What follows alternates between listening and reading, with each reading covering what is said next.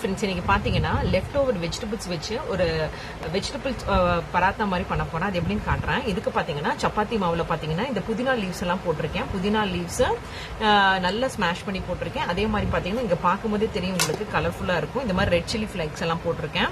இந்த மாதிரி red chilli flakes எல்லாம் வந்து போடுறதுனால பசங்க இந்த சில்லிஸ் எல்லாம் எடுத்து வைக்கணுங்கிற அவசியமே இல்லை. இதோடய மிக்ஸ் பண்ணி சாப்பிடலாம். அது கூட பார்த்தீங்கன்னா இந்த கோதுமை மாவுக்கு அளவாக ஒரு ஸ்பூன் அளவுக்கு வந்து பிங்க் சால்ட் ஆட் பண்ணியிருக்கேன். இதோட லெஃப்ட் ஓவர் வெஜிடபிள்ஸ் இருந்துச்சுன்னா நம்ம மத்தியானம் பசங்க சாப்பிடாம விட்டாங்கன்னா அந்த வெஜிடபிள்ஸ் இந்த மாதிரி சப்பாத்தியில போட்டு பண்ணலாம்.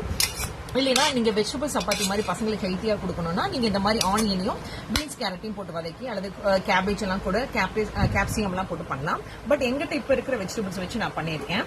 ஸோ இதை பாத்தீங்கன்னா இதை நல்லா நான் ஃப்ரை பண்ணிட்டு இந்த பொட்டேட்டோ ஸ்மாஷ் பண்ணுவோம் பாத்தீங்களா, இந்த மாதிரி இருக்கிறது வந்து நான் நல்லா இப்படி ஸ்மாஷ் பண்ணிக்கிறேன். இப்படி எல்லாத்தையும் நல்லா ஸ்மாஷ் பண்ணிட்டு இந்த சப்பாத்தி மாவுல போட்டுட்டு நான் உங்களுக்கு அந்த டவ் ரெடி பண்ணிட்டு காட்டுறேன். பாருங்க, ஓரளவுக்கு நான் நல்லா ஸ்மாஷ் பண்ணியிருக்கேன். பட் இந்த வெஜிடபிள்ஸ் பாயில் ஆயிருக்கணுங்க. ராவா போட்டீங்கன்னா நல்லா இருக்காது. பாயில் இருந்துச்சுன்னா உங்களுக்கு டேஸ்ட்டும் நல்லா இருக்கும். குட்டிஸ் கொடுக்கறனால சொல்றேன். ஸோ இப்போ இதெல்லாம் எடுத்து இதுல போட போறேன். இதுல பாத்தீங்கன்னா நான் எதுவும் வந்து தண்ணி ஆட் பண்ணல. ஃபர்ஸ்ட் இதெல்லாம் போட்டு மிக்ஸ் பண்ணதுக்கு அப்புறம் தான் கொஞ்சமா தண்ணி ஆட் பண்ண போறேன்.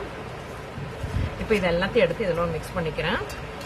ஸோ இந்த காய் வெஜிடபிள்ஸ்ல பாத்தீங்கன்னா நான் வந்து கொஞ்சமா ஒரு பேருக்கு தான் கொஞ்சமா போட்டு வதக்கியிருக்கேன். ஸோ ஏற்கனவே நான் சப்பாத்தி மாவுல சால்ட் போட்டிருக்கேன் இல்லைங்களா, அதனால நான் இதுல வந்து வெஜிடபிள்ஸ்ல சால்ட் ஆட் பண்ணல. இது வந்து என்னோட லெஃப்ட் ஓவர் வெஜிடபிள்ஸ் இல்ல, இந்த சப்பாத்திக்காகவே நான் பண்ண வெஜிடபிள் ஸ்டஃப் இது. ஸோ இப்போ பாருங்க, இந்த மாதிரி நான் ரெடி பண்ணியிருக்கேன்.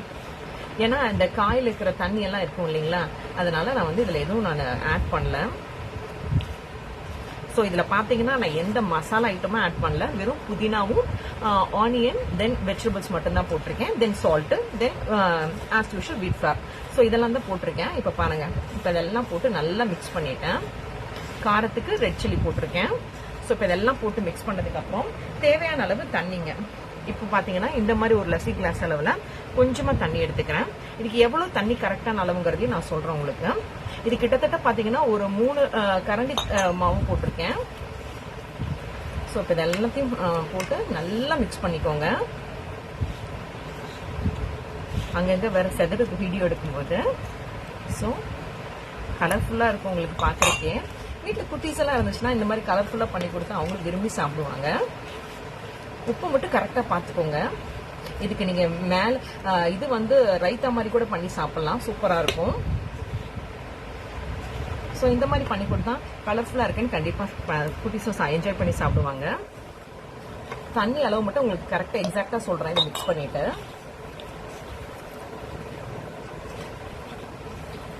இது எல்லாத்தையும் மிக்ஸ் பண்ணிட்டு உங்களுக்கு காட்டுறேன். இந்த ஸ்பூன் அளவுக்கு வந்து நான் வந்து பிங்க் சால்ட் வந்து ஒரு ஃபுல்லா வந்து எடுத்து போட்டேன் இந்த மாவுக்கு. நான் சொன்ன மாதிரி 3 கரண்டு இந்த தோசை மாவுக்கு ஊற்றுவோம் பாத்தீங்களா, இந்த குழிக்கரண்டின்னு, அந்த கரண்டிக்கு வந்து பாத்தீங்கன்னா இந்த அளவுக்கு பிங்க் சால்ட் கரெக்டா இருந்துச்சு. உங்க குவான்டிட்டி தகுந்த மாதிரி நீங்க அட்ஜஸ்ட் பண்ணி போட்டுக்கோங்க. இதெல்லாம் இப்ப பாருங்க, மாவை நல்லா ரெடி பண்ணிட்டேன். ஆஸ் யூஷுவல் சப்பாத்தி மாவு பண்ணுவோம் இல்லைங்களா, அந்த மாதிரி தான். ஸோ தண்ணி நான் கரெக்டாக அளவு சொல்றேன்னு சொன்னேன் பாத்தீங்களா. இந்த மாதிரி லஸ்ஸி கிளாஸ் அளவில் பார்த்தீங்கன்னா ஒரு ½ கிளாஸ், ஒரு பெரிய லஸ்ஸி கிளாஸ் அளவில் பார்த்தீங்கன்னா ஒரு ½ கிளாஸ் அளவுக்கு தண்ணி தேவைப்பட்டுச்சு. ஸோ இப்போ இந்த மாவு ரெடி பண்ணி வச்சோன்னே ஆஸ் யூஷுவல் இது ட்ரை ஆகாமல் இருக்கிறதுக்கு சப்பாத்தி மாவுக்கு மேலே லைட்டாக எண்ணெய் ஊற்றுவோம் இல்லைங்களா, அந்த மாதிரி இதுக்கும் நான் எண்ணெய் ஊற்றுறேன். ஸோ இதை எண்ணெய் ஊற்றி நல்லா இது ஒரு ½ hour to 1 hour நல்லா சோக் பண்ணி வச்சுட்டு, இல்ல சோக் பண்ண கூட அவசியம் இல்லை, ஏன்னா நம்ம பாயில் பண்றோம்ல, பாயில் பண்ணி தானே வச்சிருக்கோம். ஸோ அதெல்லாம் நீங்க உடனே கூட போடலாம். இல்லைன்னா ஒரு மினிமம் ஒரு 10 நிமிஷம் ஊற வச்சீங்கன்னா கூட போதும். நல்லா அந்த உப்பு அந்த காரம் எல்லாம் நல்லா மிக்ஸ் ஆயிடுக்கும். ஸோ இந்த அளவுக்கு என்னோட டஃப் ரெடி ஆயிடுச்சு. இதை சப்பாத்தி நான் எப்படி பண்றேங்கிறது, ரோல் பண்ணி பண்றேங்கிறதையும் உங்களுக்கு காட்டுறேன். சின்னதா ரோல் பண்ணி வச்சிருக்கேன். இதை வந்து ஒரு இந்த மைதா மாவுல வந்து லைட்டா வந்து டிப் பண்ணிக்கிறேன். டிப் பண்ணா தான் அது வந்து அது ஒட்டாம வரும். ஸோ அதனால இப்படி நல்லா ரோல் பண்ணிட்டு ஆஸ் யூஷுவல் நம்ம சப்பாத்தி தேய்ப்போம் இல்லையா பார்த்தீங்களா, அந்த சப்பாத்தி ரோலில் வச்சு நான் தேய்க்க போறேன். இந்த சப்பாத்தி ரோல் அழகா இருக்குல்ல, இது பாருங்க தின்னா ஃபிளாட்டா இருக்கு. இது பார்த்தீங்கன்னா நான் இதில் வாங்கினேன், ஹோம் சென்டர்ல வாங்கினேன். ரொம்ப பிடிச்சிருந்துச்சு, தின்னா இருந்துச்சு சப்பாத்தி மேக் பண்ற இது ரொம்ப அழகா இருந்துச்சுன்னு வாங்கினேன். இதோட பிரைஸ் என்ன வேணும்னா மறக்காம கமெண்ட் செக்ஷன்ல கேளுங்க, நான் கமெண்ட்ல சொல்றேன். வாங்க இது எப்படி பண்றேங்கிறத காட்டுறேன். கண்டினியூ பண்ணலாம். திக்கா இந்த ரோலர் வச்சு நல்லா தேய்ச்சிட்டேன். இது வந்து நானே ரோல் பண்ணும்போது காட்ட முடியல, ஏன்னா வந்து வீடியோ எடுக்க முடியல ரோல் பண்ணிட்டு ஒரே கையில். ஸோ அதனால தான் எடுத்துட்டு காமிக்கிறேன், ரோல் பண்ணிட்டு காமிக்கிறேன். ஸோ இந்த அளவுக்கு வந்து பார்த்தீங்கன்னா நல்லா வந்து திக் பண்ணி எடுத்து வச்சிருக்கேன். இந்த அளவுக்கு இருக்கும். இப்போ வந்து சப்பாத்தி கல்லில் போட்டு காமிக்கிறேன் உங்களுக்கு எப்படின்னு. சப்பாத்தி கல்லில் போட்டுட்டேன், நல்லா சூடாக இருக்கும். அந்த கல்லில் போட்டுட்டு இது நான் வந்து ஆஸ் யூஷுவல் எண்ணெய் ஊற்றுறேன். உங்களுக்கு வேணும்னா நெய்யும் ஊற்றிக்கலாம். பட் நெய் ஊற்றினா லஞ்சுக்கு எடுத்துகிட்டு போகிறதுக்கு நல்லா இருக்காது. ஸோ அதனால் நான் எண்ணெயை தான் ப்ரிஃபர் பண்ணுவேன். ஸோ இதை போட்டுட்டு ஆஸ் யூஷுவல் நம்ம சப்பாத்தி நல்லா வெந்ததுக்கப்புறம் திருப்பி எடுப்போங்களே 2 சைடும், அந்த மாதிரி திருப்பி எடுத்துட்டு நான் உங்களுக்கு காட்டுறேன். ஒரு பிளேட்டில் வச்சும் காட்டுறேன்.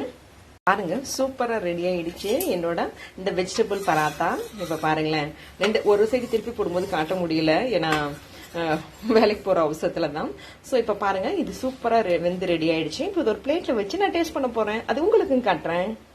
ஆஸ் யூஷுவல் பிளேட்ல வச்சுட்டேன். நான் சொன்ன மாதிரி இதுக்கு நீங்க ரைத்தா குழச்சிக்கலாம், ரைத்தால பூந்தி போட்டும் சாப்பிடலாம், செம்மையா இருக்கும். அதுதான் இதுக்கு சரியான காம்பினேஷன் சொல்லுவேன் இந்த வெஜிடபிள் பராத்தாக்கு. இப்போ வாங்க சுட சுட அதை நான் டேஸ்ட் பண்ணி பார்க்குறேன் எப்படி இருக்குன்னு.